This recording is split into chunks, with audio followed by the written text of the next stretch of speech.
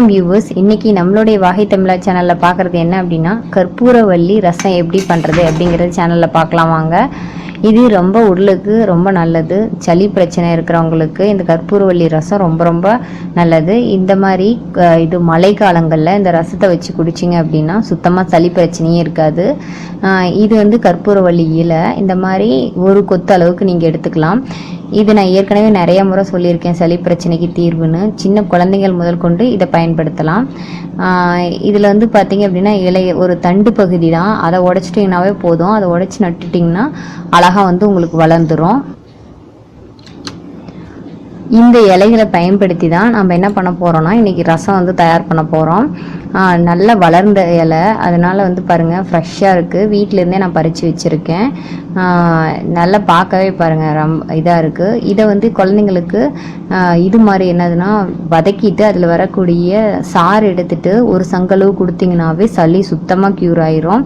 இது வந்து ஓமவல்லின்னு கூட சொல்லுவாங்க, இல்லைன்னா கற்பூரவல்லின்னு சொல்லுவாங்க. இது இருந்ததுன்னா வீடே வாசனையாக இருக்கும். அதாவது எப்படின்னா இது கற்பூரத்தோட வாசனை அடைக்கும். அதனால தான் இதுக்கு பேர் வந்து பார்த்திங்கன்னா கற்பூரவல்லி அப்படின்னு சொல்லிட்டு பேரே இருக்குது.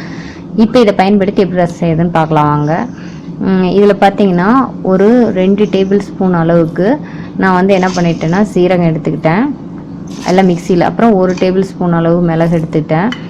அப்புறம் ஒரு 6-7 பல் வந்து பார்த்திங்கன்னா பூண்டு எடுத்துட்டேன்.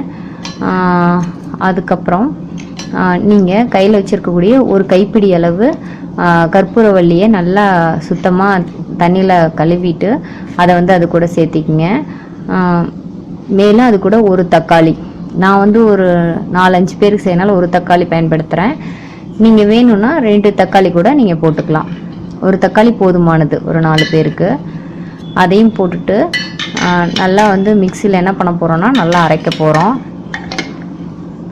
இதை நல்லா ஒரு பேஸ்ட் மாதிரி தண்ணி விட்டு நல்லா அரைச்சிக்கங்க. இப்போ பாருங்கள் அரைச்சாச்சு. அரைச்சிட்டு ரெடியாக இருக்குது. கற்பூரவல்லி, சீரகம், மிளகு, அதுக்கப்புறம் பார்த்திங்கன்னா அந்த இது தக்காளி எல்லாத்தையும் அரைச்சிட்டோம். இப்போ அடுப்பில் ஒரு வானிலையை வச்சுட்டு அதில் தேவையான அளவு ஒரு கரண்டி வந்து எண்ணெய் விட்டுருங்க. எண்ணெய் நல்லா சூடானதுக்கப்புறம் அதில் வந்து பார்த்திங்கன்னா கடுகு, உளுந்து 2 சேர்த்துக்குங்க. கடுகு நல்லா பொரியட்டும்.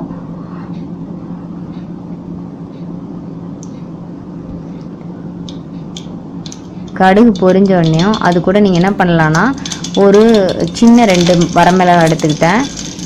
அப்புறம் அது கூட தேவையான அளவு கருவேப்பிலை, கூடவே வந்து பார்த்திங்கன்னா பெருங்காயத்தூள் ஒரு 1/2 டேபிள் ஸ்பூன் அளவு பெருங்காயத்தூள் சேர்த்தாச்சு. அது நல்லா வந்து வதங்கிடுச்சு. வதங்கினதுக்கப்புறம் நம்ம அரைச்சி வச்சுருக்கக்கூடிய அந்த இது கற்பூரவல்லி பேஸ்ட்டை வந்து அது கூட நம்ம கலந்துடுறோம். ரொம்ப சுவையாகவும் இருக்கும், உடம்புக்கு ரொம்ப ரொம்ப நல்லது. இந்த மாதிரி மழை காலத்தில் இதை நீங்கள் செஞ்சு கொடுக்கலாம். அந்த பச்சை வாசம் போகிற அளவுக்கு ஒரு 1/2 நிமிடம் வந்து நீங்கள் நல்லா அதை இது பண்ணிடுங்க. இப்போ பாருங்கள் பச்சை வாசம் போயிடுச்சு. திரும்ப இப்போ தண்ணி கலந்துக்கலாம் அதில். அதுக்கப்புறம் இது கூடயே நம்ம வந்து தேவையான அளவு புளி, நம்ம வீட்டுக்கு எவ்வளோ தேவையான அளவு புளி தேவையோ ஒரு கப் அளவு நல்லா கரைச்சி வச்சுருக்கேன், அதை சேர்த்துட்டேன். புளிப்புத்தன்மை இருந்துச்சு அப்படின்னா அது கூடயே இன்னும் கொஞ்சம் நீங்கள் தண்ணி சேர்த்துக்கலாம். அப்புறம் இந்த ரசத்துக்கு தேவையான அளவு உப்பு, கல்லுப்பு முடிஞ்ச அளவு பயன்படுத்துங்க, உடம்புக்கு ரொம்ப நல்லதும் கூட. அப்புறமா இதுக்கு தேவையான அளவு மஞ்சள் பொடி.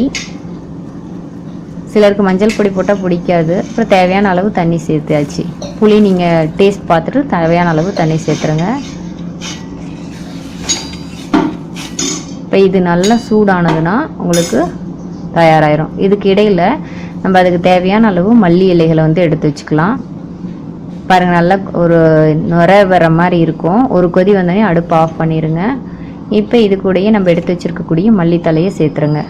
அவ்வளோதான், சூடான சுவையான கற்பூரவல்லி இது வந்து தயாராகிடுச்சு. ரசம் வந்து தயாராகிடுச்சு. இது வந்து ரொம்ப ரொம்ப உடம்புக்கு நல்லது, சளிக்கு ரொம்ப நல்லது.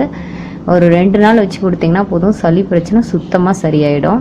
மாதிரி ரசம் செஞ்சு பார்த்துட்டு எப்படி இருந்தது அப்படின்னு சொல்லிட்டு மறக்காமல் உங்கள் கமெண்ட்ஸை கமெண்ட் பாக்ஸில் போஸ்ட் பண்ணுங்கள். இது நல்ல யூஸ்ஃபுல்லாக இருக்குன்னு நம்பினீங்கன்னா மறக்காமல் உங்கள் ஃப்ரெண்ட்ஸுக்கும் உங்கள் ஃபேமிலி மெம்பர்ஸுக்கும் ஷேர் பண்ணுங்கள்.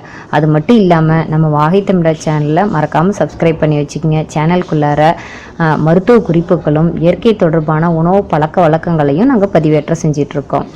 மேலும் வந்து பார்த்திங்கன்னா பக்கத்தில் இருக்கிற பெல் ஐக்கானை கிளிக் பண்ணுங்கள். அப்போ தான் வீடியோ அப்லோட் ஆனோடனே உங்களுக்கு நோட்டிஃபிகேஷன் வந்து சேரும்.